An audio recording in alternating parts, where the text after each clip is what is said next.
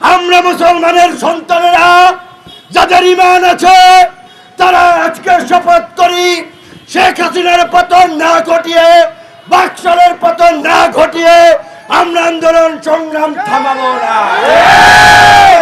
শেখ হাসিনা কাদেরকে রাজাকার বলেছেন আপনি চেয়ে দেখেন। আপনাকে এই রাজাকারের এই দৃষ্টতাপূর্ণ মন্তব্যের জন্য ছাত্র সমাজ ক্ষমা চাইতে বলেছে। মুক্তিযোদ্ধারা আমাদের পাশে দাঁড়িয়েছে।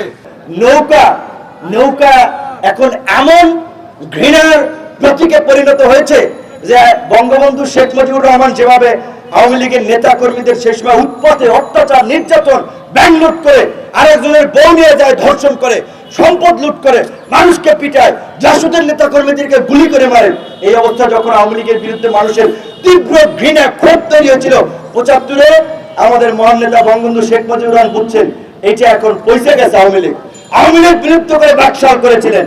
আজকে তার কন্যা একই পথে একই স্ট্র্যাটেজিতে নৌকা বিলুপ্ত করে এখন নৌকা বাদ দিয়া স্থানীয় নির্বাচন উন্মুক্ত করে দিচ্ছেন। করছেন ভালো, আর একটা ভালো কাজ করেন। দয়া করে ক্ষমতা আছেন, পার্লামেন্টে আছেন, এখনো এই বিল পাস করুন, স্থানীয় নির্বাচন উন্মুক্ত থাকবে। এই ঢাকার সিটি কর্পোরেশনকেও দুইটা ভাগ করেছেন, ক্ষমতায় থাকার জন্য, ক্ষমতায় ভোগ করার জন্য, টাকা পয়সা কামানোর জন্য, দলীয় নেতা কর্মীদেরকে লুটপাটের ভাগাড় তৈরি করে দিতে আজকে বাংলাদেশকে এখন একটি ব্যর্থ কার্যকর রাষ্ট্র পরিণত করতে যাচ্ছে। ব্যাংকিং ব্যবস্থা ফোকলা করে ফেলেছে, ব্যাংকে লোকজন টাকা রাখতেছে না। সেদিন আমাকে এক ভাই বলছে ইসলামী ব্যাংকের, আমার একটা ব্যাংকে অ্যাকাউন্ট আছে শুধু ইসলামী ব্যাংক, বেঁধে পৈশাচিক উল্লাস করছেন।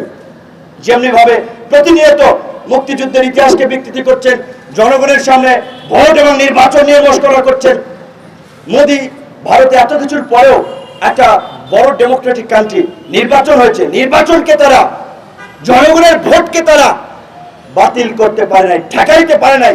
পাকিস্তানেও নির্বাচন ইমরান খানের নেতা কর্মীরা ভোটের মাধ্যমে জনরায় দেখিয়েছে।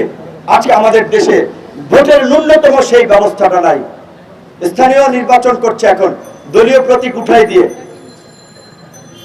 বলবে ভাই একটা রাজনৈতিক দলের সভাপতি, আপনারা একটু ভালোভাবে বক্তব্য দেবেন, সব কথা আপনাদের মুখে আসে না। ভাই মন যা চায় যে এই সমস্ত পাগলগুলো গ্রামের ভাষায় কয়ে গালানি দিতে, বেঁধে পৈশাচিক উল্লাস করছেন, ইতিহাসকে বিকৃতি করছেন, জনগণের সামনে ভোট এবং নির্বাচন নিয়ে মশকরা করছেন।